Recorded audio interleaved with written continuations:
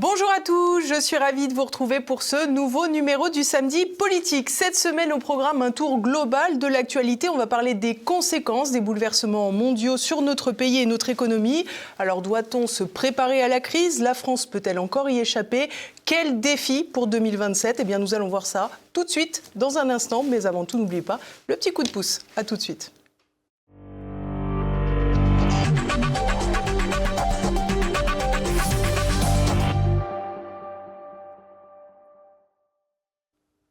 Et à mes côtés cette semaine, Jean-Philippe Tanguy. Bonjour. Bonjour monsieur, merci beaucoup d'être avec nous. Merci à vous. Vous êtes député RN de la Somme, membre du bureau national du RN, spécialiste aussi des questions économiques et industrielles.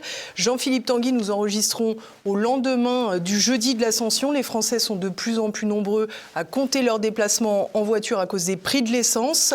Depuis évidemment la crise qui a été déclenchée entre Donald Trump, Benjamin Netanyahou et l'Iran. Elle a des répercussions directes, on l'a vu, sur le marché du pétrole. Quelles sont les propositions du Rassemblement national pour accompagner les Français face à ce défi? Mais nous avons une proposition ancienne qui est de baisser les taxes sur le carburant, parce que la scène politique est agitée par la volonté de taxer Total ou d'autres multinationales, mais aujourd'hui, on parle des super profits et surtout des super taxes. C'est-à-dire que sur 1 litre de carburant, vous avez entre 50 et 60% de taxes selon le niveau du baril. Donc le premier des problèmes, c'est que l'État doit retirer ses mains de la poche des automobilistes. Et donc nous, on propose deux grandes mesures. La baisse structurelle et permanente de la TVA de 20 à 5,5 sur toutes les énergies et le carburant en particulier. Ça représente en ce moment 20 à 25 centimes par litre.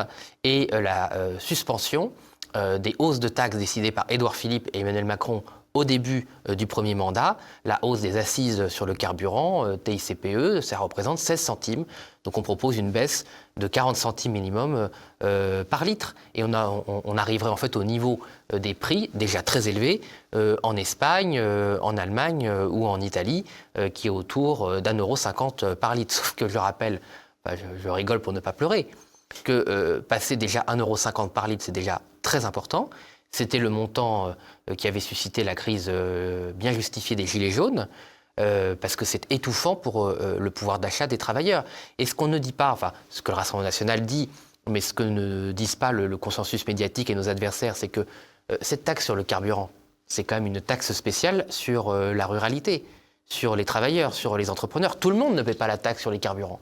Parce que quand on écoute certains, en particulier le gouvernement, on a l'impression que rendre cet argent aux Françaises et aux Français, ce serait faire un cadeau pour tout le monde. On nous dit toujours, oui, mais vous vous rendez compte, vous allez favoriser les ultra-riches. Enfin, j'aimerais bien savoir combien il y a d'ultra-riches en France qui se posent la question, avant d'aller leur faire leur plein, si ça va leur poser un problème. Ce n'est pas du tout une taxe qui touche les ultra-riches, le carburant. Ça touche les ruraux, ça touche les familles dans ce qu'on appelle la rurbanité ou le périurbain, et c'est une taxe exceptionnelle. C'est plus de 20 milliards d'euros qui, en fait, ne concernent qu'une partie de la population. Tous les urbains, tant mieux pour eux, mais tous les Parisiens qui ont l'écologie à la bouche matin, midi et soir, ils ne paient pas les taxes sur le carburant, ni les taxes sur le fioul d'ailleurs, puisque l'essentiel du chauffage du fioul, c'est dans la ruralité. Donc en fait, ce qui est quand même préoccupant dans cette crise, et ce qui n'est pas assez dit, c'est que ce n'est pas vrai que ça touche tout le monde.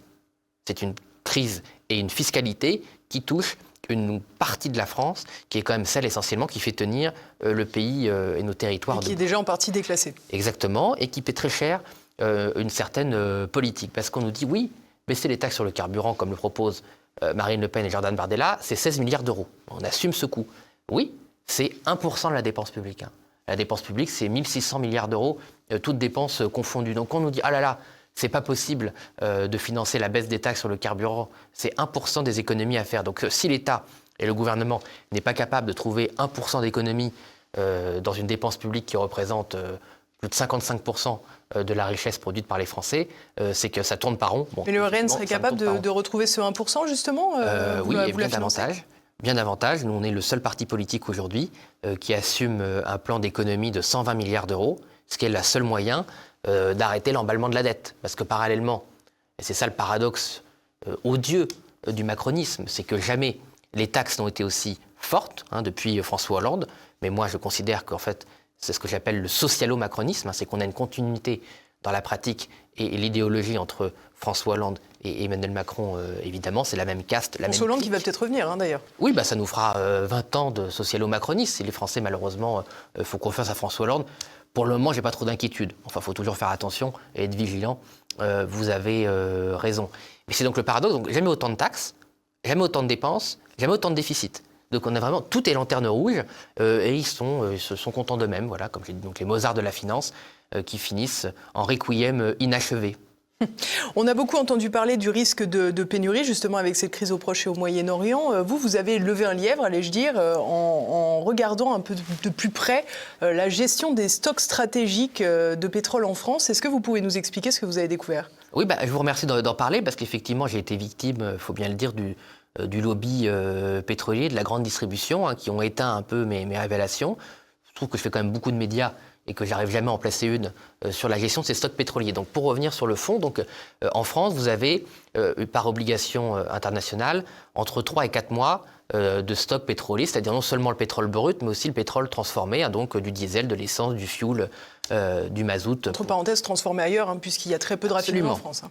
Ils ont fermé les raffineries, on est passé de plus d'une vingtaine de raffineries à seulement 6 ou 7, je ne sais plus, en 6 en métropole et une... Voilà, et c'est vrai que vous avez raison. Au début des années 2000, la France était exportatrice de produits pétroliers transformés et nous sommes devenus largement importateurs, malheureusement, à hauteur de 20 milliards d'euros par an, ce qui par ailleurs, il faut quand même payer. Bon.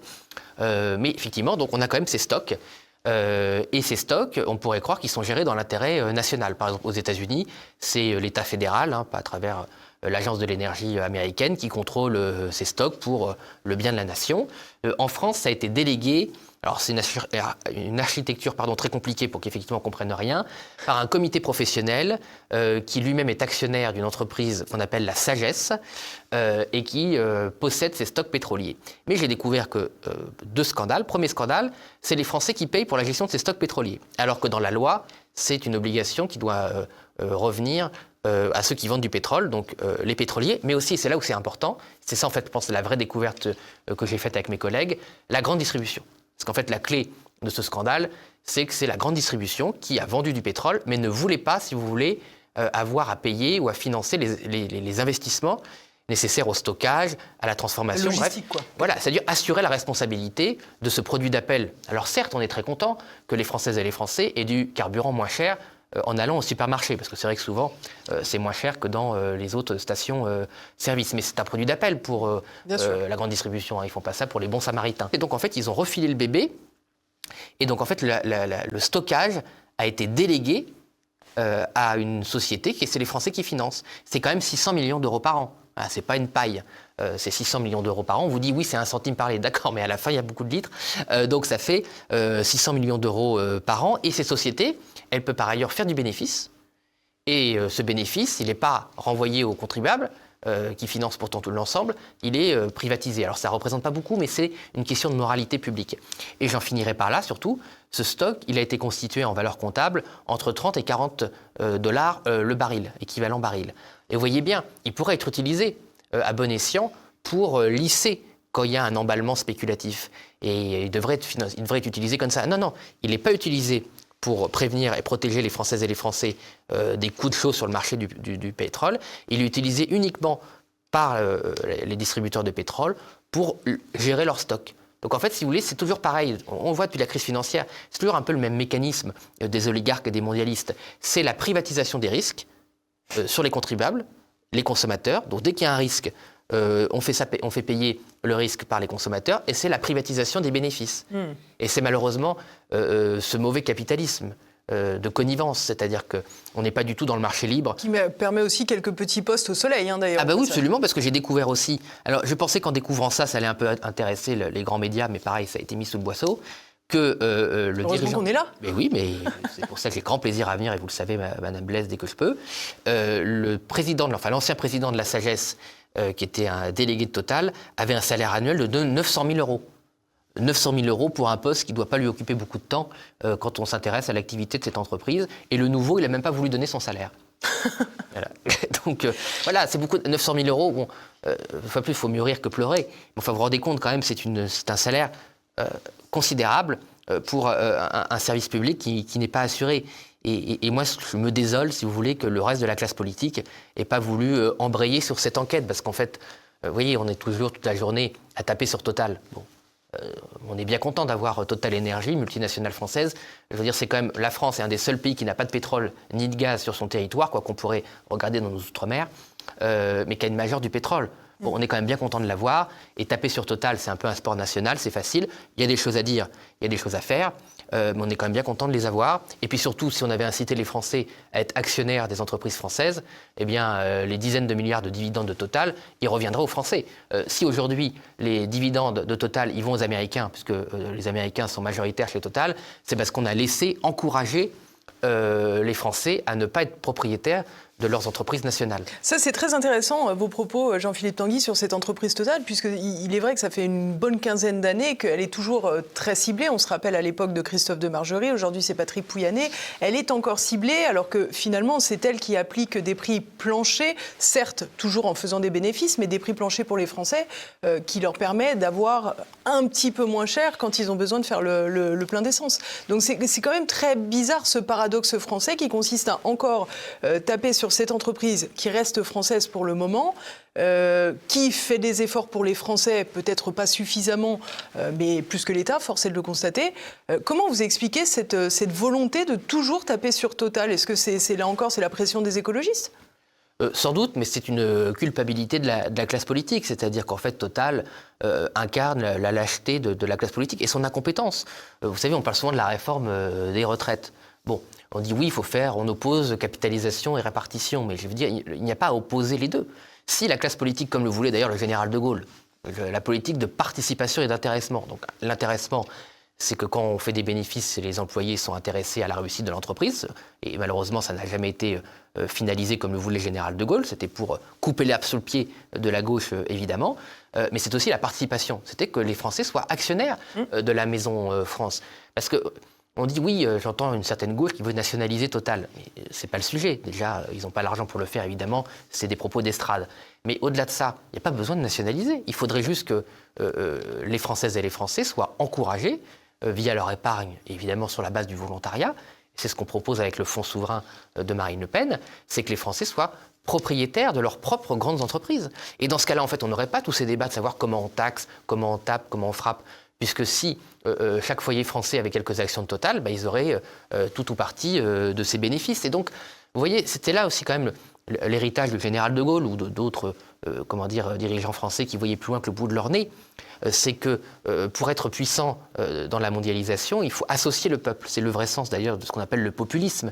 Le populisme, c'est pas de la démagogie, c'est pas de dire, raconter n'importe quoi et faire des promesses en l'air. C'est toujours pas un gros mot. Absolument. Bah, moi, je me revendique comme populiste, c'est-à-dire d'être au service du peuple, mais aussi que le peuple soit acteur principal, pas passif de la démocratie, mais aussi de l'économie. Et que donc, il soit incité à être propriétaire, actionnaire de nos grandes entreprises, ce qui les protège.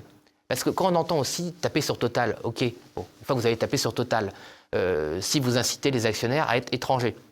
Et aujourd'hui, malheureusement, et ça me fait très peur parce que j'ai peur de la suite, Total est majoritairement possédé par des intérêts étrangers. Aujourd'hui, en particulier des fonds de pension américains. Bah, c'est les actionnaires qui décident. Donc si les actionnaires ils sont américains, ils ne sont pas français. Et ils devraient être français. C'est incroyable qu'on ait laissé les grandes entreprises françaises être possédées par des intérêts étrangers tout en tapant dessus toute la sainte journée. Et c'est aussi quand même lié aussi à l'Union européenne qui a mis en place un certain nombre de réglementations qui pénalisent le fait d'être actionnaire d'entreprises comme Total, soi-disant polluantes. Mais tout ça est très hypocrite. Ce qui fait que les gens se détournent évidemment vers d'autres entreprises. Oui, pas rentables la plupart du temps, des bulles spéculatives vertes. Parce que c'est ça aussi, il y a un jour, malheureusement, je le crains, que dans les années à venir, un certain nombre de bulles spéculatives autour de la religion écologiste explosent. Parce que quand on incite les gens, on donne des avantages fiscaux pour investir dans des technologies qui servent à rien, ou qui ne sont pas mûres, ou qui sont subventionnés, bon, bah, à la fin, quand ça pète, c'est de mauvais augure. Et il y a aussi une hypocrisie, et j'en finirai par là, je ne vais pas être trop long, mais dire il y a un tabou, c'est-à-dire qu'on fait croire aux Françaises et aux Français depuis très longtemps qu'on n'a plus besoin du pétrole. C'est vraiment le moulin à prière. Puis on se rend compte dans ces crises, en fait, qu'on est toujours aussi dépendant du pétrole et du gaz.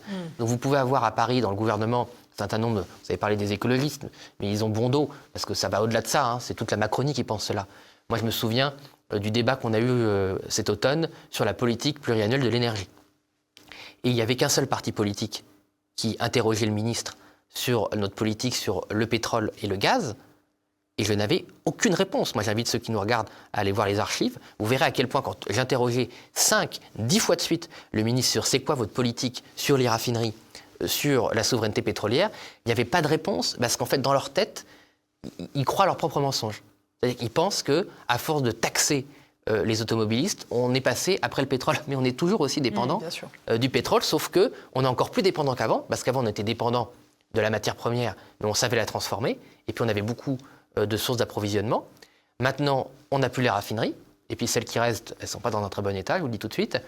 En plus, on s'est coupé de beaucoup d'approvisionnement avec les sanctions contre la Russie, qui n'ont jamais sanctionné le régime de Vladimir Poutine, quoi qu'on en pense, mais qui ont sanctionné les consommateurs européens de gaz et de pétrole et de diesel, puisque dans leur grande sagesse, les partis du système avaient délégué la production de gazole, notamment à la Russie. Voilà. Donc après, ils les ont sanctionnés et on s'est retrouvés gros gens comme devant. D'ailleurs, tous les gens peuvent... Vous savez, il faut toujours faire attention au concret.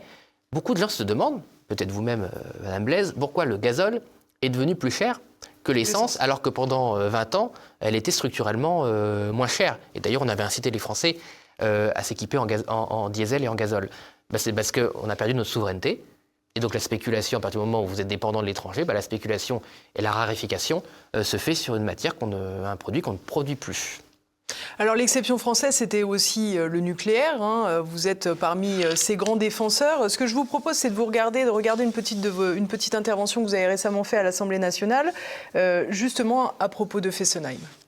Officiellement, Monsieur Lecornu, vous ne faites absolument rien et votre gouvernement ne sert à rien, sinon maquiller la faillite macroniste sur tous les sujets. Mais officieusement, Monsieur Lecornu, vous avez un goût particulier pour signer à Matignon des décrets qui sont autant de coups de poignard contre les Français. Un coup de poignard d'abord dans le dos, avec votre décret sur les certificats d'économie d'énergie, 2 milliards d'augmentation des factures sur le carburant, le fioul, le gaz, l'électricité. Le groupe Rassemblement National attend toujours vos excuses publiques sur les mensonges à ce sujet. Mais surtout, Monsieur le Premier ministre, coup de poignard dans le cœur, avec le décret de mise en démantèlement de Fessenheim, signé comme par hasard un jour férié, le 1er mai, pour passer inaperçu. Évidemment, pour passer inaperçu, puisque vous ne voulez que personne constate le sabotage de Fessenheim. Fessenheim est le symbole le plus révoltant de votre cynisme, de vos mensonges et de votre incompétence. Tous ici, vous avez une responsabilité directe dans la fermeture de Fessenheim. Vous savez que vous avez menti. Vous savez que Fessenheim n'aurait jamais dû fermer. Et vous l'avez quand même fermé. Et vous voulez que son démantèlement soit sans retour. Pourquoi ? Pour cacher votre mensonge d'État. Vous avez menti pour gagner les élections avec les Verts, pour satisfaire l'Allemagne, la Commission européenne et pour vous soumettre à tous les vampires qui raquettent les Français. Non seulement, Monsieur le Premier ministre, vous avez menti, mais vous persistez dans le mensonge.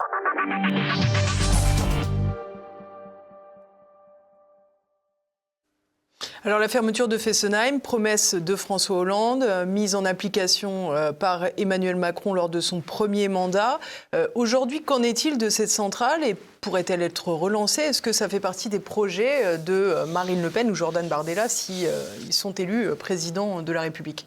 Nous sommes dans une course contre la montre, puisque c'était l'objet donc, de ce décret, fait le 1er mai, qui engage seulement maintenant, c'est peut-être une bonne nouvelle d'ailleurs, pour une fois, le démantèlement réel de Fessenheim. C'est-à-dire que pour le moment, c'est très difficile d'avoir des informations. C'est-à-dire que même comme parlementaire, on a la chance d'avoir un groupe et de pouvoir poser désormais des questions comme ça, ce qui n'était pas possible avant. C'est aussi quand même l'intérêt de gagner des élections, de progresser grâce à Marine Le Pen. Et c'est quand même de pouvoir aussi dire des choses qu'on ne pouvait pas dire avant que dans l'opposition. C'est quand même pas la même force, je pense. Mais on n'a aucune information. C'est extrêmement difficile d'avoir des informations sur Fessenheim. Marine Le Pen, en 2021, par rapport aux informations que j'avais obtenues, avait montré qu'on pouvait réouvrir, après des travaux lourds, mais on pouvait rouvrir Fessenheim. Il se trouve qu'avec la publication de ce décret, visiblement, les travaux ont très peu avancé en 5 ans et que pour le moment, rien n'est définitif. C'est-à-dire qu'ils ont enlevé toutes les machines, c'est-à-dire tout ce qui transforme la chaleur produite par la réaction nucléaire. Toutes les machines ont été enlevées, mais c'est des machines qu'on peut remettre par définition. Il y a un liquide qui a circulé dans les circuits pour enlever de la radioactivité, mais qui ne semble pas mettre en cause l'installation. Bref, on peut la relancer, je pense, encore aujourd'hui. D'ailleurs, ce qui est intéressant, c'est qu'il y a une réponse, enfin, si on peut appeler ça une réponse, de M. Lescure, qui entre deux insultes et... oui, je vous ai fait grâce de ça. Voilà, mais franchement, ce qui est intéressant c'est qu'il n'y a pas de réponse. Il ne répond pas techniquement, il ne démontre rien. Et d'ailleurs, je ne pense qu'il n'en sait rien. Je pense que M. Lescure n'est absolument même pas au courant et s'est jamais penché sur la situation du site industriel qu'est Fessenheim, comme d'ailleurs sur les stocks pétroliers. Quand je l'avais interrogé en commission, il s'était rétamé, mais il ne connaissait rien. Voilà, on était en pleine crise pétrolière, lui-même avait annoncé un choc pétrolier, et le ministre Lescure n'était même pas au courant de comment étaient gérés les stocks de la France. Donc il faut quand même aussi voir où on en est techniquement par l'incompétence de ceux qui nous gouvernent. Donc il n'y a pas eu de réponse sur le fond, parce qu'ils n'en savent rien. Il faut savoir quand même que Fessenheim, c'est une valeur économique de 4 milliards d'euros. C'est-à-dire l'électricité que peut produire Fessenheim sur le cycle de vie initial, c'est 4 milliards d'euros, donc c'est considérable. Et ça reste un scandale d'État. Et M. Lescure, la seule chose qu'il m'a dit, c'est « vous vivez dans le passé ». Quel est le sens de cette réponse? Vivre dans le passé n'est pas un argument, je veux dire. Alors justement, le passé, c'était peut-être une énergie à bas coût, tout simplement, grâce à la filière nucléaire, grâce également à un pétrole, un gaz pas trop cher, peut-être encore du charbon à l'époque. Comment aujourd'hui on peut ressusciter, j'allais dire presque, parce qu'elle est dans un piteux état, l'économie de la France, quand cette énergie, on ne la maîtrise plus et qu'on est obligé de l'acheter à vil prix? Absolument, mais c'est fondamental. Ce que vous dites, c'est que dans le politique de redressement du général de Gaulle, évidemment la politique de l'énergie, mais d'ailleurs même le Conseil national de la Résistance, avait identifié l'énergie comme un bien déjà de première nécessité pour la vie des gens, évidemment, pour le quotidien, mais aussi c'est le sang de l'économie. Vous devez absolument être autonome et surtout avoir de l'énergie à prix le plus bas possible. Et c'est exactement le débat qu'on a aujourd'hui entre la gauche de Mélenchon et les macronistes, qui sont d'accord pour avoir une énergie chère, estimant pour la gauche qu'une énergie chère sauvera la planète et qu'il faut moins consommer, voilà, c'est la décroissance, mais au moins ils l'assument. Je veux dire, au moins on peut les combattre frontalement, au moins c'est clair. Il n'y a pas de mensonge, il y a de l'incompétence, mais il n'y a pas de mensonge. Et les macronistes qui font croire que oui, c'est comme ça, on ne peut pas faire autrement, l'énergie est structurellement la plus chère et devient la plus chère possible. Mais en fait, pourquoi? C'est qu'il y a du business derrière. Il y a évidemment beaucoup d'intérêts financiers et des gens qui se sucrent et qui gagnent beaucoup d'argent. Le lobby des énergies intermittentes, l'éolien, le solaire, mais aussi un certain nombre de biocarburants, de tout un tas de machins qui ne sont pas des technologies matures ou des technologies qui coûtent structurellement beaucoup plus cher que le nucléaire ou l'hydroélectricité, qu'on oublie aussi parce que c'est une énergie souveraine qui coûte très peu cher, 30 € le mégawatt-heure. À titre de comparaison, l'éolien, c'est 80-90 € le mégawatt-heure. Le nucléaire pourrait être autour de 50 € le mégawatt-heure s'il était bien géré. Bon. Mais derrière, ça ne fait pas d'argent. Voilà, les centrales, elles appartiennent à des intérêts publics, bon, un peu Engie, mais surtout EDF. L'eau, c'est gratuit, en tout cas, pour le moment, c'est gratuit. Donc, il n'y a pas trop de business à se faire derrière. Voilà, le nucléaire, c'est une entreprise publique, gérée de manière, pour l'intérêt général. C'est pas facile de se faire beaucoup de fric sur le nucléaire, sauf qu'en levant la découpe avec Alstom comme Emmanuel Macron. Mais quand c'est bien géré, effectivement, il n'y a pas trop de profit à se faire. Les énergies intermittentes, c'est vraiment un lobby considérable. Et on l'a vu sur le débat sur la politique pluriannuelle de l'énergie, qui s'est tenu à l'automne. Tout le monde peut vérifier, le gouvernement, publiquement, était sous la pression des lobbies. C'est-à-dire vous aviez les lobbies du solaire, des éoliennes, qui prenaient publiquement des positions, qui appelaient même à un moment le gouvernement à prendre un décret contre le Parlement. C'est-à-dire qu'ils sont tellement puissants, ils ont tellement de fric, tellement d'argent, tellement de relais, tellement de lobbying, qu'ils osaient écrire publiquement qu'il fallait que le gouvernement prenne un décret contre l'avis du Parlement. Vous avez un lobby privé qui est à ciel ouvert, au nom des bons sentiments écologistes, mais surtout de leur argent et de leurs chèques, prenait, s'opposer au vote des Français. Enfin, c'est ce qui s'est passé quand même ahurissant. J'espère qu'on aura l'occasion d'en parler pour la présidentielle. Et j'en viens, si vous me permettez, un sujet qui est directement lié, c'est ces fameux certificats d'économie d'énergie. Parce qu'il se trouve aussi, je les dénonce au passage, parce que ça aussi, le système essaie de l'enterrer. Parce que pourquoi? Qu'est-ce que c'est que les certificats d'économie d'énergie? Les entreprises privées qui vendent de l'énergie, électricité, gaz, fioul, carburant, collectent une quasi-taxe, comme l'Ancien Régime, c'est des acteurs privés qui collectent une taxe publique, et les consommateurs paient aujourd'hui entre 8 et 9 milliards d'euros par an de cette taxe, qui ensuite est redistribuée par une petite mafia. Vous envoyez parfois les symptômes, vous envoyez des pubs, vous savez, la pompe à chaleur à 1 €, refaites vos fenêtres pour 1 euro. Donc les gens voient un peu ça, ça finance ça. Mais en fait, la Cour des comptes l'a démontré grâce à une demande de Marine Le Pen qui avait demandé ce rapport, grâce à notre groupe parlementaire. Les certificats d'économie aujourd'hui, c'est une mafia dont la quasi-moitié de l'argent disparaît dans la nature, dans des travaux bidons, dans des fameux cabinets de conseil. Et donc en fait, ça fait vraiment partie, une fois plus, des taxes qui sont privatisées pour des gros intérêts.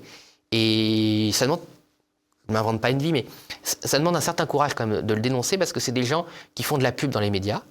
Donc y a des gros annonceurs, donc c'est difficile de dire sur un certain nombre de chaînes que la pub qui va passer 5 minutes après que vous passiez, c'est des escrocs. Mais si ce sont des escrocs. Il n'y a pas de pub. Oui, mais j'arrive quand même à le dire dans les grands médias, parce qu'on n'est pas en dictature, il ne faut pas exagérer évidemment. Mais si vous voulez, il ne faut pas sous-estimer quand même aussi à quel point aujourd'hui dans notre démocratie, un certain nombre de vérités sont difficiles à dénoncer ou même à débattre, parce que je ne prétends pas avoir moi tout seul la vérité évidemment, parce que sur les stocks pétroliers, vous avez la grande distribution qui sert le kiki. Sur les certificats d'économie d'énergie, vous avez tout un tas de publicités qui rapportent beaucoup d'argent. Donc aujourd'hui, on doit affronter une forme de kleptocratie, donc kleptos les voleurs, donc le pouvoir des voleurs. Mais aujourd'hui, il y a vraiment une grande part de l'argent public qui est détourné par une bande de voleurs, de mafias, de parasites en tout genre, qui traînent autour d'Emmanuel Macron. On a pu le voir avec le scandale McKinsey. Parfois, ça se voit quand même, ils ont du mal à le cacher. Mais vraiment, la politique énergétique de la France est vraiment gangrénée par ces lobbies qui s'en mettent plein les poches sur le dos des Français. De toute façon, les gens le voient, parce qu'ils se rendent bien compte que pour le même service, savoir la même facture électrique, ou voire moins, ils ont de plus en plus de mal à se chauffer pour plus cher. Donc il y a bien des gens qui se servent. Bien sûr. On a aussi quand même la question du marché de l'électricité européen, qui n'est pas un petit sujet. Là, en l'occurrence, ce n'est pas de la faute d'Emmanuel Macron. Non, c'est pas de sa faute, évidemment. La libéralisation du marché de l'électricité, c'est le fin des années 90, début des années 2000. La France avait réussi à ralentir un peu ses effets, et nous sommes complètement dedans. Alors maintenant, on est au-delà de ça, malheureusement, c'est de pire en pire. C'est-à-dire que la position officielle de RTE, donc RTE c'est l'entreprise publique qui gère les réseaux, le transport de l'électricité, c'est que la France est devenue, selon RTE, le point d'équilibre de l'Europe. C'est-à-dire que nous sommes le château d'eau électrique de l'Europe, et c'est aux Françaises et aux Français de payer. Parce qu'on pourrait, à la limite, les Allemands, les Espagnols, les Italiens, les Anglais pourraient nous payer pour leur rendre service. Non, c'est nous les pigeons. Donc on doit pallier les erreurs énergétiques de l'Allemagne, qu'on ne présente plus, évidemment, sortie du nucléaire. Et c'est eux qui ont lancé toute cette politique absurde de modèle énergétique sur l'éolien et le solaire surtout en Allemagne. On va se passer de commentaires, mais enfin, il n'y a pas grand monde qui vont passer des vacances au soleil en Allemagne. L'Italie, qui malheureusement a fait un très mauvais choix en refusant le nucléaire dans les années 80, qui est complètement dépendante du gaz. Bref, la France est la puissance d'équilibre des erreurs de nos voisins, et ça va nous coûter, selon RTE, 20 milliards.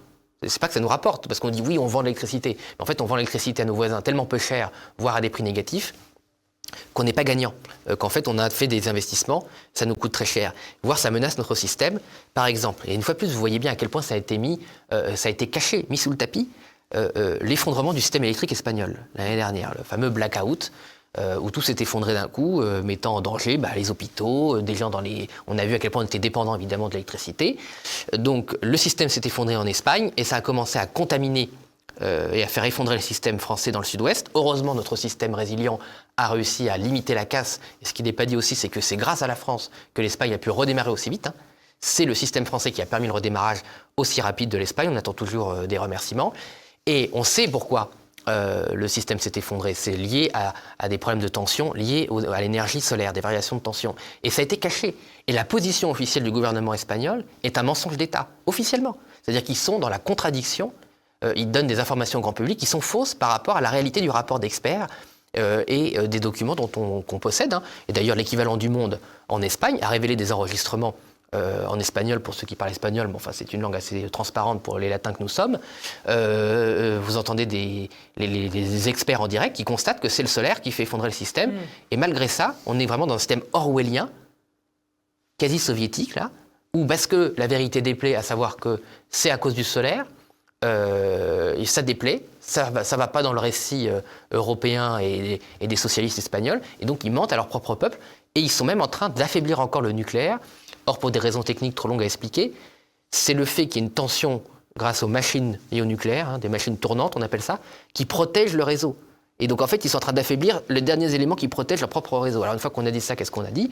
C'est que c'était les Françaises et les Français qui payent pour les autres. Et là, il faut vraiment sortir de toute urgence des systèmes de réglementation et de tarification du système européen. Et les Françaises... vous pouvez le faire, Marine Oui, Le Pen bien, propose de pourquoi faire on peut le faire?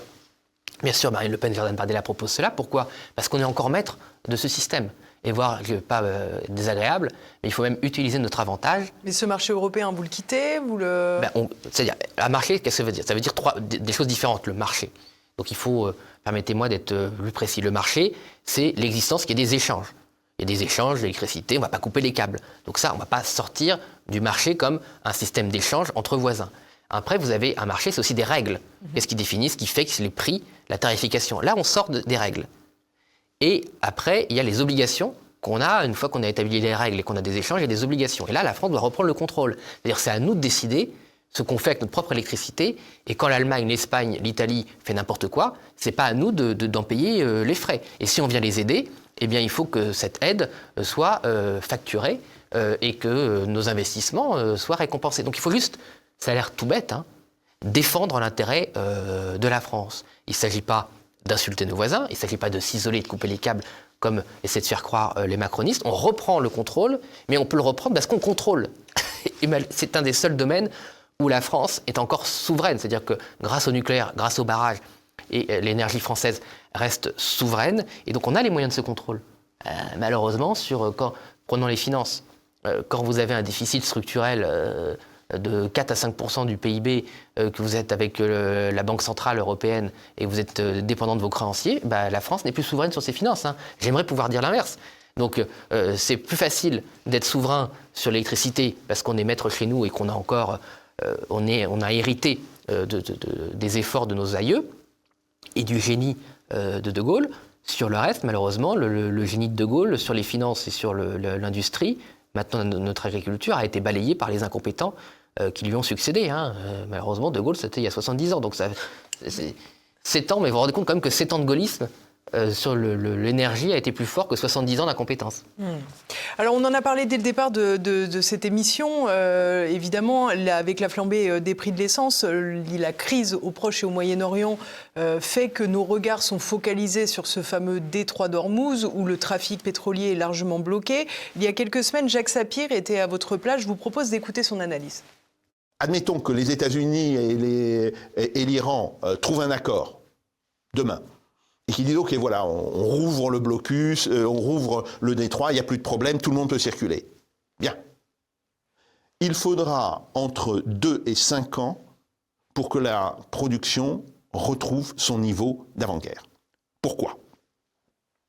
Tout d'abord parce qu'il y a eu la destruction de capacités. Alors, c'est une rétorsion iranienne. On les a bombardés, mais eux-mêmes ont bombardé aux missiles balistiques, avec des drones, globalement, les raffineries, les ports, etc. Donc, il y a des installations de chargement qui sont détruites. Mais ce n'est qu'un petit aspect. Enfin, ça, déjà, il faudra le réparer. On a ensuite des raffineries qui ont été touchées.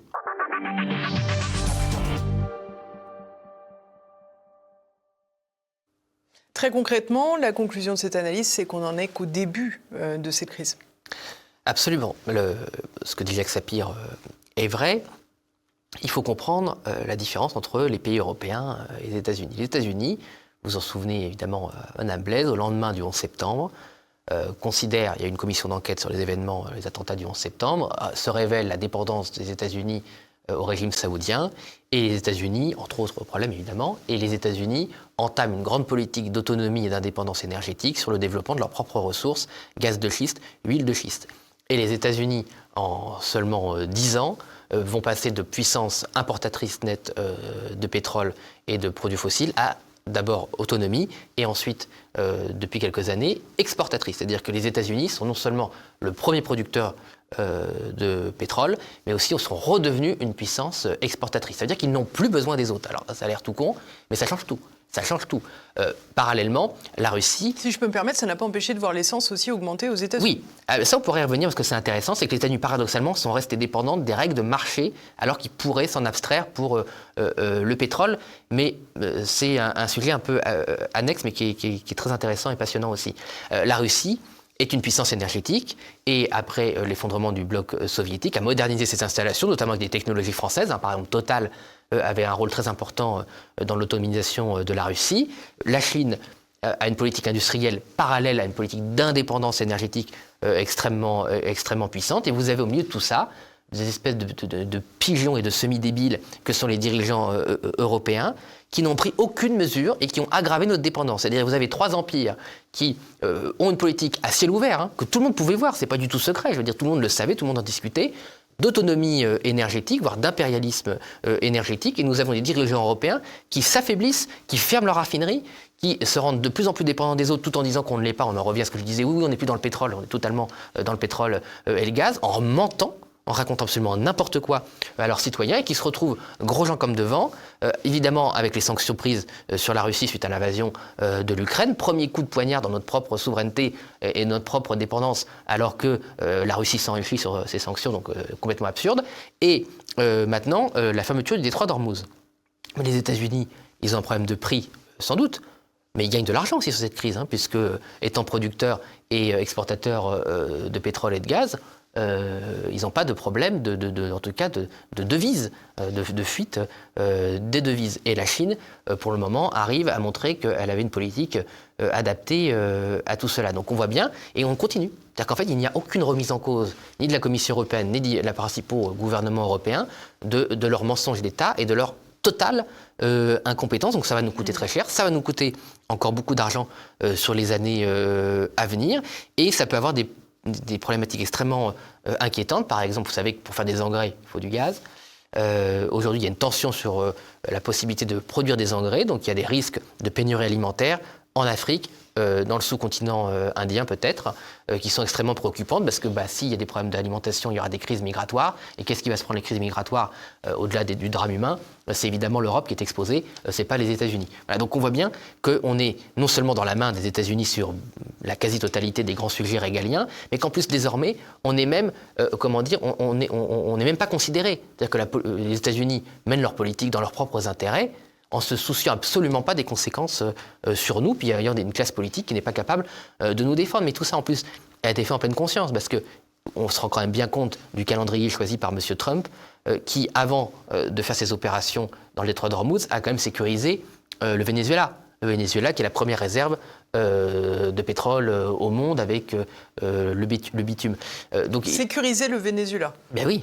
Il a enlevé le président. Ah non, je parle de leur point de vue. Non, mais nous, de notre point de vue, évidemment, l'opération qui a été menée au Venezuela, c'est un régime évidemment tyrannique, mais le fait d'enlever son président, de mener une opération est inacceptable. On l'a condamné, le Rassemblement national l'a évidemment condamné, mais je le dis du point de vue américain. D'ailleurs, c'est dit. Il y avait même une publication récemment de M. Trump avec le Venezuela recouvert du drapeau américain qualifié de 51e État. Bon, alors on ne sait plus, à force de désigner des 51e États, parce que le 51e État, c'était à la fois, le Groenland, le Canada, le Venezuela. Bon, bref, donc on voit bien que cette politique... la doctrine Monroe, la politique du gros bâton dans l'hémisphère américain, s'est concrétisée, mais vous voyez, c'est pas par hasard. Et aussi, vous voyez, ce qui est un peu consternant quand on voit l'état du débat politique français, c'est que M. Trump est qualifié de fou, d'abruti, de stupide, alors que sa politique, moi je considère qu'elle est dommageable pour les intérêts français, donc je la combats.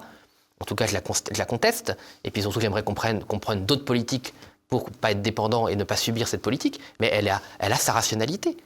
On peut ne pas être d'accord, mais elle a sa rationalité du point de vue de l'impérialisme américain. C'est sûr que du point de vue de la France, elle est absurde, mais elle est absurde parce que nos propres gouvernements nous ont mis dans une situation de passivité, de victimisation permanente et de marge d'appréciation. En fait, on est la variable d'ajustement des empires, donc de l'empire américain, de l'empire chinois. Est-ce que vous disiez sur le prix du carburant, parce que je garde en tête...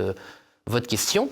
Pour moi, c'est vrai qu'il y a un vrai sujet à se poser depuis l'invasion de l'Ukraine par la Russie, c'est que les démocraties occidentales s'affaiblissent par un certain nombre de soumissions à des règles de marché qui en fait peuvent être une faille. Qu'est-ce que je veux dire par là ? La Russie et la Chine mènent des politiques souveraines et si nécessaire disent au marché, écoute, maintenant c'est comme ça, et c'est l'intérêt national qui domine l'intérêt de marché. En Occident, on est victime... C'est ce qu'a tenté de faire Trump avec les droits de douane. Absolument, oui, on est victime des règles de marché. C'est-à-dire qu'on sait que le marché peut s'emballer, qu'il a une part d'irrationalité, et les contribuables, les citoyens, les consommateurs, les travailleurs, les entreprises européennes ou occidentales en général paient 2 fois les crises. C'est-à-dire qu'on paie non seulement le renchérissement des matières premières, bon, à la limite, il y a forcément un surcoût, mais en plus, on paie l'emballement des marchés. Alors qu'on pourrait très bien opérer de telle manière de dire, écoutez, là, de toute évidence, les marchés sont devenus irrationnels, donc soit on suspend temporairement, soit on prend des contre-mesures qui permettent de limiter le coût. Mais si vous voulez, en tout cas au début de la crise d'Ormuz, l'emballement était irrationnel. Vous avez par 2 fois dans cette émission, Jean-Philippe Tanguy, évoqué les sanctions qui ont été prises par Bruxelles contre la Russie et contre son énergie. Aujourd'hui, est-ce que vous déplorez justement ces sanctions ? Est-ce que vous réclamez plus de pragmatisme, tout simplement, particulièrement au vu de la crise induite par la crise au Proche-Orient ? Mais tout à fait. Nous, si vous voulez, on veut que ce soit des sanctions contre le régime de M. Poutine. On ne veut pas que ce soit des sanctions contre le peuple français et les peuples d'Europe. Or, un certain nombre de sanctions contre le régime de M. Poutine peuvent fonctionner. On les a soutenues. Et il y a des sanctions qui ont enrichi le régime de M. Poutine et qui ont renforcé les liens entre la Chine et la Russie. Marine Le Pen avait fait cette prophétie, mais enfin plutôt une prévision, parce que c'est une analyse rationnelle, avait dit précisément les mauvaises sanctions de Bruxelles contre la Russie vont unir la première réserve de matière énergétique et de matières premières du monde, la Russie, avec la première usine du monde, la Chine. Donc ces sanctions ont abouti, paradoxalement, au renforcement d'un ensemble continental qui est eurasiatique de toute évidence, il suffit de regarder une carte, et qui donne à la Chine l'accès quasi exclusif, et à l'Inde aussi, quasi exclusif, à des ressources de matières premières et énergétiques à vil prix, puisque les sanctions permettent à la Chine et à l'Inde d'avoir accès à ces matières premières, en plus moins chères qu'elles ne devraient avoir normalement. Donc on est vraiment dans la... Mais vraiment, il y a un moment, je n'utilise pas ces mots par vulgarité ou par provocation. Ça correspond à ce que je pense vraiment. La stupidité de nos dirigeants. Ce n'est pas juste qu'ils se trompent de bonne foi, c'est de la stupidité, parce que c'est à ciel ouvert. Et en plus, les oppositions leur disent. Et ils n'en tiennent aucun compte. C'est un aveuglement absolument sidérant. Et c'est aussi... Parce que moi, je me souviens maintenant... C'est pas un peu, pardon, mais oui. je spécule, on va dire, comme les marchés. Quand vous nous parlez des lobbies, des groupes, des centres d'intérêt qui font pression parfois jusqu'à, insinuer des décrets contre le Parlement, est-ce que c'est vraiment que de la stupidité du pouvoir, ou est-ce que c'est simplement que parfois les dirigeants n'ont plus les coups des franches ? Oui, vous avez raison, mais là, sur ce sujet-là, c'est de la stupidité. Parce que, en l'occurrence, ils sont persuadés de faire un bon coup. On débat avec eux, et puis on débat publiquement, puis on voit les couloirs, on a des discussions, on est des êtres humains, voilà. Parfois on dit oui, il y a des combines dans l'arrière-cour. C'est pas des combines, c'est qu'on est des êtres humains, donc on se parle, on s'engueule, on peut s'apprécier humainement en se combattant politiquement, mais surtout il y a des informations, et on comprend les choses. Nous sommes en démocratie, donc le but c'est de comprendre l'adversaire, c'est de comprendre un opposant politique. C'est pas juste de lui hurler dessus sans essayer de comprendre pourquoi il fait ça, surtout que pour soi-même, il faut se mettre à la place de l'autre pour un jour mieux gouverner et ne pas faire les mêmes erreurs, évidemment. Ils sont très contents d'eux-mêmes. Ils sont persuadés de faire un bon coup, ou pire, de faire la morale. C'est que vous en avez qui sont en pleine conscience, savent que les sanctions qu'ils ont prises ont les conséquences que je viens de vous décrire, mais ils considèrent que c'est un acte moral. Mais c'est toujours pareil avec la gauche ou les macronismes, c'est que c'est la morale payée par les autres. C'est-à-dire qu'eux, tout va bien. Voilà, c'est toujours pareil. C'est-à-dire qu'il ne faut pas que ça touche le début de leur petit doigt ou de leur privilège, mais les Françaises et les Français paieront, les entrepreneurs paieront, l'effondrement des entreprises paieront, les agriculteurs aussi, évidemment, qui paient tout cela très cher. Donc il n'y a aucune vision. Et de toute façon, j'ai envie de dire, on juge un arbre à ses fruits. Donc si je vous disais ça, d'ailleurs on l'a dit, les souverainistes, vous pourrez reconnaître que ce sont des analyses que nous faisons depuis très longtemps. Je vous ai parlé du lendemain du 11 septembre, et on faisait déjà ces analyses-là avec mes prédécesseurs et ceux qui ont eu, que j'ai l'honneur de prendre la suite. On aurait pu nous dire en 2001, bon, ce que vous dites, c'est de la spéculation, vous n'avez pas de preuves, mais maintenant, on juge sur pièce. Le fait que le niveau de vie des Français et des Européens en général soit désormais la moitié du niveau de vie des Américains, c'est bien qu'il s'est passé des choses depuis 20 ans qui vont plutôt dans notre sens, malheureusement, que dans le sens de nos adversaires, la mondialisation heureuse, la fin de l'industrie, tout ça, avec un enrichissement d'une toute petite minorité et d'un appauvrissement des classes moyennes, des entrepreneurs, des salariés et des retraités. Donc tout ça, malheureusement, se paie chèrement par notre peuple. Et ce qui peut être inquiétant, et là où vraiment il faut un sursaut extrêmement rapide, c'est qu'il y a quand même un moment où on va perdre les ressources du redressement. Le nucléaire, par exemple, j'aimerais qu'on se rende compte à quel point on est passé à côté de l'effondrement. C'est-à-dire que vous aviez, excusez-moi, la stupidité, vous avez quand même eu les socialistes, les macronistes et la quasi-totalité de LR, qui ont projeté, soit qui ont accepté passivement comme les LR, la fermeture de 14 réacteurs nucléaires. On parlait de Fessenheim, c'est 2 réacteurs de 900 MW confirmés, avec les conséquences que l'on sait. Imaginez la situation de la France s'ils avaient pu fermer 14 réacteurs nucléaires. Je veux dire, nous serions en dessous de tout. Je veux dire, nous serions dans une situation de quasi-incapacité à nous redresser. Donc, il ne faut pas croire que, si vous voulez, moi, souvent, j'annonce à mes compatriotes, je leur dis, on est dans une situation plus proche de la Grèce avant la crise que de l'Allemagne. Et on dit, oui, t'es pas sympa, tu dévalorises la France. Mais je ne dévalorise pas la France, j'essaie d'alerter sur une réalité. Et parfois, dans notre pays, il y a le syndrome de Cassandre. Vous savez, Cassandre, qui annonce aux Troyens que s'ils laissent rentrer le cheval de Troie, les Grecs vont les submerger et la cité va s'effondrer. Et Cassandre est perçue comme une emmerdeuse, une empêcheuse de tourner en rond et une hystérique. Bon, excusez-moi, une fois, j'avais eu ce débat avec Gabriel Attal.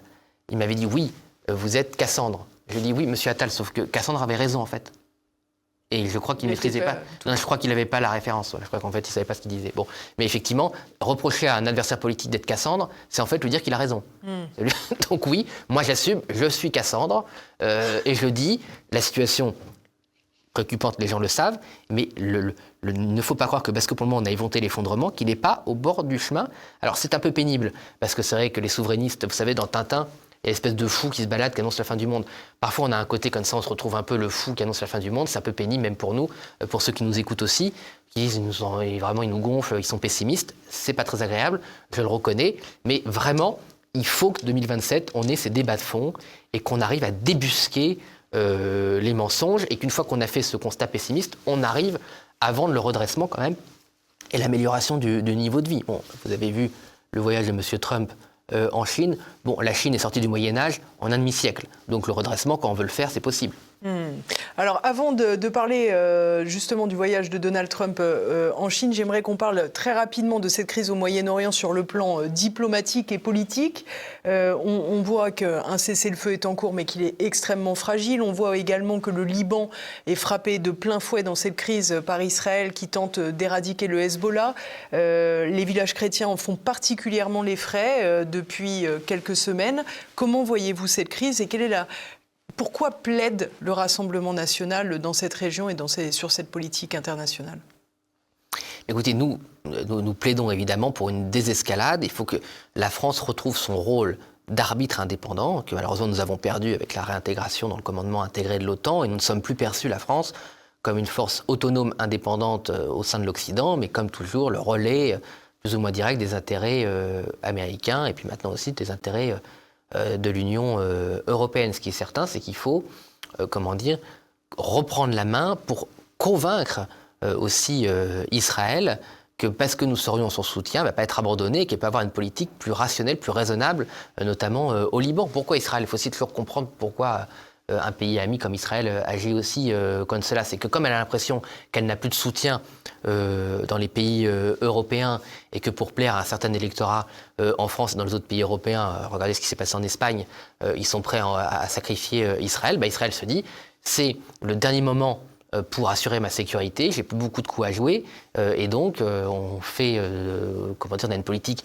sans doute excessive, mais parce qu'aujourd'hui on a le soutien des États-Unis. Si demain ils perdent le soutien des États-Unis, ils n'auront peut-être plus le soutien de personne. Donc il faut qu'Israël retrouve confiance dans ses alliés européens, en particulier dans la France, que ce lien de confiance permette de protéger le Liban, en particulier évidemment les chrétiens du Liban et l'indépendance du Liban. Mais vous voyez bien, Madame Blaise, que tout est dans tout. Et que si Israël est dans cette position-là aujourd'hui, c'est parce que la France a perdu son propre statut.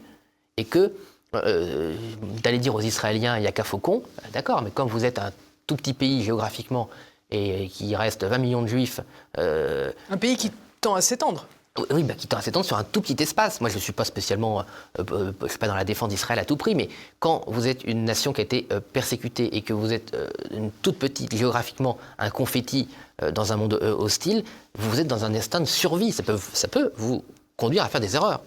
De jugement, sans doute. Typiquement, l'Union européenne a décidé de sanctionner les colons qui mènent cette colonisation en Cisjordanie. Aujourd'hui, est-ce que vous trouvez que c'est normal que l'Union européenne est dans son rôle, qu'elle aurait dû le faire, ou au contraire, est-ce que vous le réprouvez? Et auquel cas, c'est quelque part un peu un blanc-seing qui est donné à la colonisation sur les territoires cisjordaniens.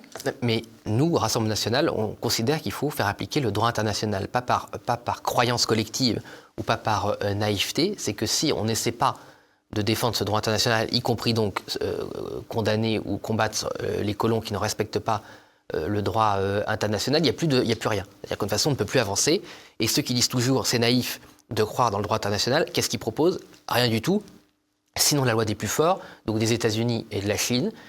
Et donc la France n'a plus rien à dire, puisque la France n'a pas aujourd'hui la puissance nécessaire pour jouer des coudes avec la Chine et les États-Unis. Donc les Françaises et les Français, les forces politiques comme M. Attal ou d'autres, qui se croient très intelligents en critiquant le droit international, n'ont en fait rien à proposer d'autre que se mettre soit sous la coupe définitive des États-Unis, pour M. Attal, ça me paraît assez évident, soit de la Chine, ça c'est plutôt M.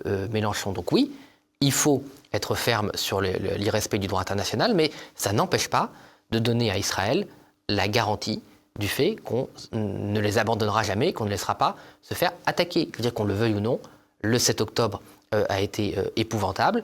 L'Iran et d'autres vouent hégémonie le régime israélien. C'est l'obsession d'un certain nombre de régimes ennemis aussi de la France. Et parfois, je trouve qu'on perd cela de vue. Et que la France doit retrouver ce lien de confiance avec nos amis israéliens. Et c'est le lien de confiance qui permettra de rétablir la paix, ou en tout cas d'apaiser les tensions au Moyen-Orient. En tout cas, la situation actuelle, on voit bien, a complètement dégénéré, et le fait d'insulter Israël ne résout aucun problème. Vous qui y êtes tant le défenseur du général de Gaulle, on sait qu'il était à l'origine d'une politique arabe de la France dont on parle encore aujourd'hui. Est-ce que vous avez le sentiment qu'elle peut être restaurée, et que si elle est restaurée, elle le sera par le Rassemblement national? Bien sûr, elle doit être restaurée, mais il faut aussi faire avec la réalité. Le général de Gaulle n'était pas confronté, en tout cas pas à cette échelle, à l'influence islamiste et à la perte de contrôle des régimes laïques sur l'islamisme. C'est-à-dire le général de Gaulle avait affaire à Nasser, un certain nombre de dirigeants de gauche, des partis basses, dans un certain nombre de régimes arabes, et n'avait pas à gérer cette cinquième colonne qu'est l'islamisme. Donc aujourd'hui, on a deux choses à lutter en même temps. On doit refaire une politique arabe, de souveraineté des pays arabes, de défense de régimes, on l'espère, laïques, mais il faut bien se rendre compte qu'on doit aussi faire avec l'islamisme. Voilà, le général de Gaulle, il avait la Perse laïque en face de lui, il n'avait pas le régime des mollahs. Donc c'est pas la politique arabe en l'occurrence, puisque c'est pas un pays arabe, mais c'est la politique du Moyen-Orient. Donc on ne peut pas, un certain nombre de choses ont changé malheureusement, de données de fondamentales ont changé, notamment la capacité des régimes qui sont nos interlocuteurs dans le Moyen-Orient à lutter contre l'islamisme. Et d'ailleurs le Rassemblement national, et Marine Le Pen en particulier en premier, avaient demandé que l'OTAN cesse d'être obsédée par un certain nombre de menaces qui n'existent plus, mais devienne aussi un moyen de lutter contre activement l'islamisme et la menace terroriste qui, je rappelle, a frappé et peut refrapper notre pays. Je veux dire, aujourd'hui, c'est quand même la menace encore principale, c'est le régime islamiste. Et c'est vrai que les événements... Aujourd'hui, la menace principale pour la France, c'est le régime islamique d'Iran. Non, c'est le terrorisme islamique, pardon. Justement, il ne faut pas oublier, je n'ai pas été clair, aujourd'hui, justement, la crise dans l'étroit d'Ormuz nous fait oublier que la menace principale qui peut frapper à tout moment la France reste la menace islamiste. Par exemple, notre soldat qui est mort en Irak a été frappé encore par des islamistes. Donc c'est vrai qu'entraîné par les intérêts américains et un conflit ouvert par les États-Unis, on oublie les menaces réelles qui peuvent frapper la France. C'était déjà le cas avec la guerre en Irak. La guerre en Irak, les États-Unis ont mené leurs petites affaires, leur intervention, sans se soucier des conséquences pour l'Europe et la France, à savoir la création de mouvements islamistes avec un État ou un quasi-État qui a pu frapper la France de la pire des manières possibles. Donc on est exactement dans ce même schéma, c'est-à-dire que les interventions américaines avec leur propre agenda font diversion dans le pire sens possible de nos propres intérêts. Et on voit bien que nous sommes entraînés, la France, on a des soldats qui ont disparu au Liban, entraînés dans un conflit sur lequel on n'a pas malheureusement beaucoup de moyens d'action. Il faut quand même dire les choses telles qu'elles sont. Donc il y a beaucoup. De toute façon, tant que la France n'aura pas restauré une politique de puissance et donc de crédibilité, tout ce qu'on pourra se dire resteront sans doute de vaines paroles. Emmanuel Macron, d'ailleurs, l'a dit d'une certaine manière, parce qu'il dit pour être respecté, il faut être craint. Bon, ce côté viriliste entre deux séances de shadowboxing et de marathon en Afrique est absolument grotesque, puisque c'est pas une question d'être craint pour être craint, c'est pas la peur, c'est la crédibilité. Or, la crédibilité, c'est la puissance industrielle, c'est la puissance agricole, c'est l'autonomie financière, c'est un budget qui est bien géré, et avec tout ça, vous avez une armée puissante, et une diplomatie puissante. Vous n'avez pas d'armée puissante si vous n'avez pas d'industrie, pas d'agriculture et pas d'argent. Il ne s'agit pas de vous gonfler les muscles. Et malheureusement, on ne peut pas photoshopper une armée. C'est sûr que c'est plus facile pour M. Macron de photoshopper ses biceps que de photoshopper la puissance française. Alors, on l'a vu dans l'actualité, c'est aussi évidemment le voyage de Donald Trump en Chine sur plusieurs jours. Vendredi matin, il est rentré. On va regarder quelques interventions durant ce voyage. Les peuples chinois et américains sont deux grands peuples. Réaliser le grand renouveau de la nation chinoise et rendre sa grandeur à l'Amérique peuvent tout à fait aller de pair, se nourrir l'un l'autre et apporter des bienfaits au monde entier. Nous avons eu plus tôt dans la journée des conversations et des réunions extrêmement positives et productives avec la délégation chinoise. Et ce soir, j'ai l'honneur de vous inviter, vous et Madame Peng, à nous rendre visite à la Maison-Blanche le 24 septembre.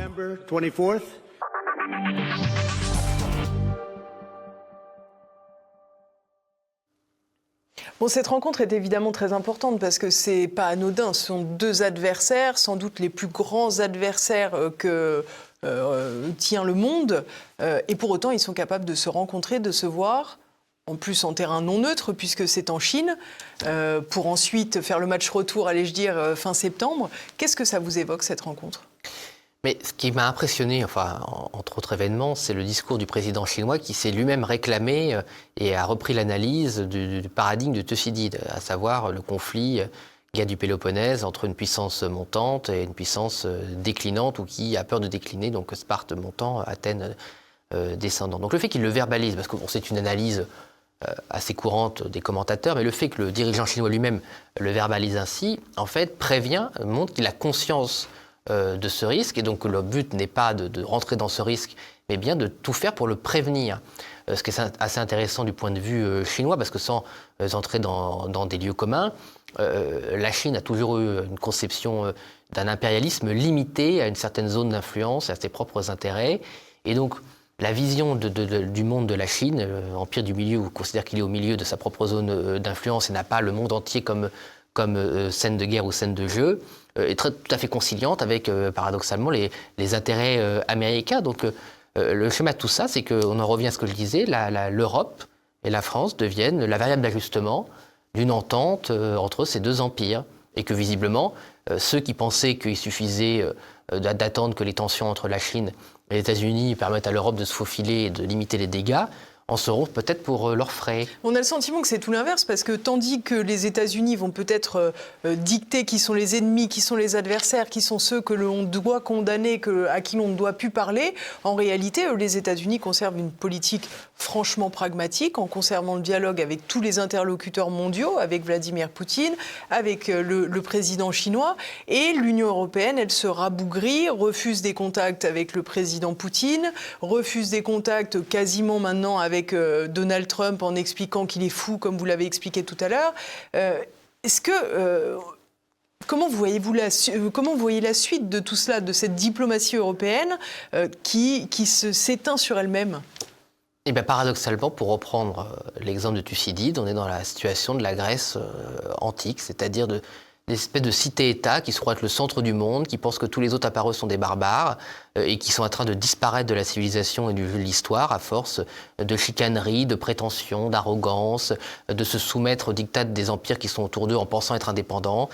Donc paradoxalement, vous voyez, on pensait que c'était les États-Unis qui étaient coincés dans un schéma grec avec les limites que ça a, mais moi j'ai l'impression que c'est la France et l'Europe qui est en train de devenir ce que la Grèce a pu être, c'est-à-dire une grande civilisation. Ça reste la Grèce, même quand elle était en déclin, restait une source d'inspiration pour la Rome montante ou pour d'autres empires autour. Mais en fait, on en parlait comme d'un grand-père ou d'une grand-mère sur le retour qu'on avait mis à l'EHPAD, qu'on va voir de temps en temps, mais dont on ne s'occupe plus trop, quoi, voilà, et dont on vit sur l'héritage. Donc aujourd'hui, vraiment, on est la variable d'ajustement et dans une arrogance, effectivement, ce qui est très troublant quand on écoute par exemple M. Barrot, le ministre des Affaires étrangères français, mais quand vous l'écoutez, vous avez l'impression qu'il est à la tête de l'empire galactique, je veux dire, alors qu'il est grotesque. Je veux dire, l'autorité et l'influence de M. Barrot se limite au bâtiment du Quai d'Orsay. Et encore, je ne suis même pas sûr que tout le monde l'écoute dans son propre ministère. Cette agressivité, notamment sur les réseaux sociaux, est complètement lunaire. Je veux dire, qui connaît... Enfin, est-ce que M. Barrot pense que M. Xi Jinping ou M. Trump ne connaissent ne serait-ce que son existence? Donc il faut que tout ce petit monde atterrisse sur Terre, fasse son boulot, plutôt que de se prendre pour des pans. Alors justement, le Rassemblement national a souvent expliqué qu'en obtenant le maximum de sièges au sein du Parlement européen, une puissance patriote pourrait émerger de Bruxelles. On a vu très récemment la défaite de Viktor Orban, un allié historique, allais-je dire, de Marine Le Pen. Aujourd'hui, est-ce que ce rêve est toujours réaliste ? Oui, bon, on pense qu'il est réaliste, mais de toute façon, il est nécessaire, dans le sens où l'exemple britannique a montré, pour ceux qui en doutaient, moi ça a toujours été maligne. Il se trouve que c'était maligne, je ne dis pas ça pour être prétentieux, mais il se trouve que c'était maligne. Que le fait d'être ou pas dans le Royaume-Uni, dans le lapsus révélateur, dans l'Union européenne, est finalement anecdotique. Ce qui compte, c'est le rapport de force entre les nations qui constituent l'Union européenne. Que vous soyez dedans ou pas, est finalement un détail. La question, c'est est-ce que vous défendez vos intérêts dans cette espèce de machin, ou est-ce que vous n'êtes pas capable de les défendre? Est-ce que vous trouvez des gens qui ont plus ou moins la même vision des choses en faisant des alliances, comment dire, ponctuelles sur tel ou tel sujet? Quelqu'un vous dirait que vous n'avez pas le choix. Une fois que vous êtes à l'intérieur, il y a les traités, vous devez les respecter. Oui, ben c'est vrai, mais le Royaume-Uni, non seulement ils n'ont plus le choix, mais ils ne sont même plus dedans. Donc il faut sortir. Non, c'est que le Royaume-Uni, ça n'a pas fonctionné. Et c'est passé ce que j'avais dit, enfin en tant que souverainiste, parce que chez les souverainistes, il y avait toujours eu ceux qui disaient il faut faire ce qu'on peut faire de l'intérieur, et ceux qui disaient il suffit de sortir et tout ira bien. Je suis désolé. L'exemple britannique a montré que ma branche du souverainisme avait raison. Quand vous êtes dans un astre, même un astre mort, comme l'Union européenne, vous êtes dans la gravité de cet astre. Et le Royaume-Uni, il est toujours lié d'une façon ou d'une autre à la politique migratoire de l'Union européenne, il en subit la politique commerciale, il en subit la politique financière, il en subit la politique de décroissance énergétique, il en subit les conséquences, même s'il n'a plus de strapontin dedans. Donc la question, c'est comment la France récupère, on l'a vu sur l'énergie, récupère les moyens de ses propres intérêts, fait valoir ses intérêts, trouve des alliés. Effectivement, on en a perdu un avec Viktor Orban, mais enfin, il a perdu les élections, je crois, après 16 ans, je n'ai pas envie de dire de bêtises, de gouvernement. Écoutez, il y a un moment, 16 ans de gouvernement, il y a ce qu'on appelle l'alternance. Et puis moi, je pense que rira bien qui rira le dernier.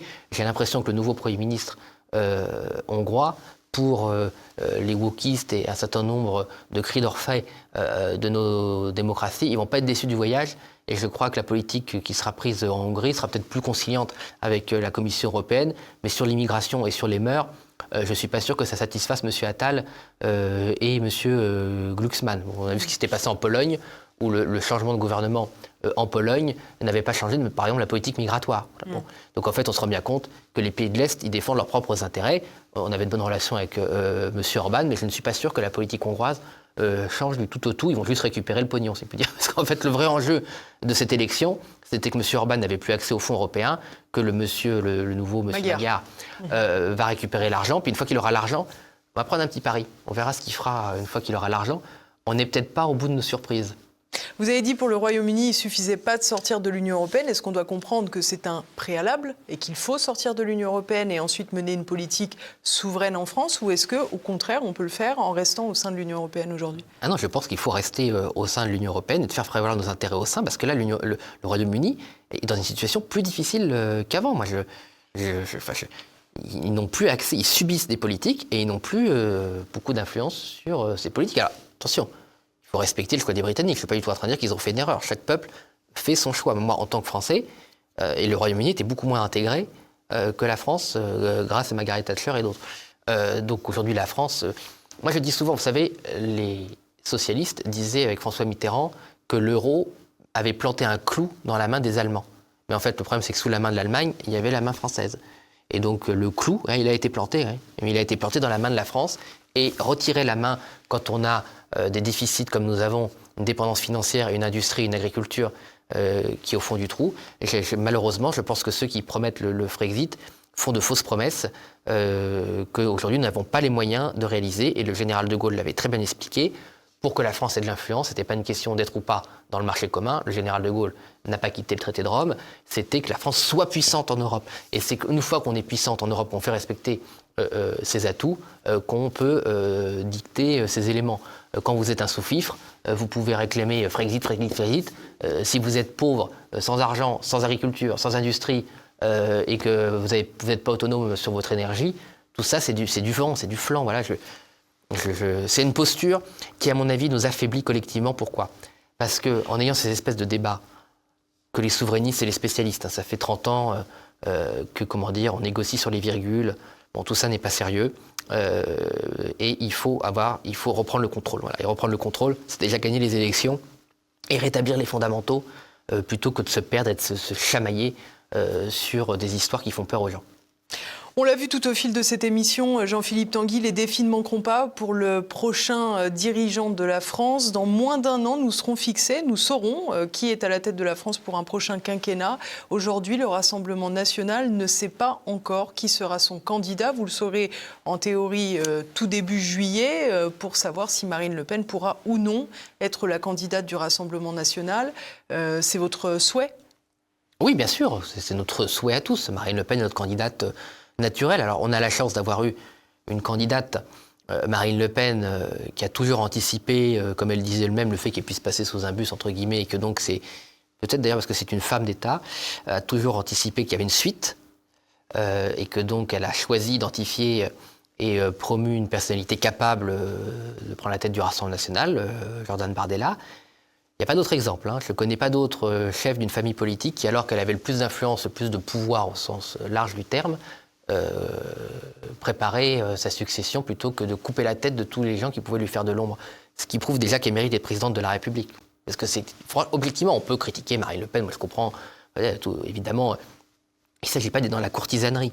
Et le fait qu'une femme politique ait montré concrètement qu'elle était capable d'accompagner, de souhaiter avoir une succession, entre guillemets, plutôt que de couper la tête de tous ceux qui pourraient lui faire de l'ombre. Je crois qu'il n'y a pas d'autre cas. Moi, je mets au défi ceux qui nous regardent de donner un autre exemple de personnalité politique qui a eu cette force d'âme-là. Et l'expérience de Marine Le Pen la qualifie, je pense, pour être présidente. Et d'ailleurs aussi, j'en profite pour dire aussi intellectuellement, parce que moi, il y a quelque chose qui m'énerve beaucoup.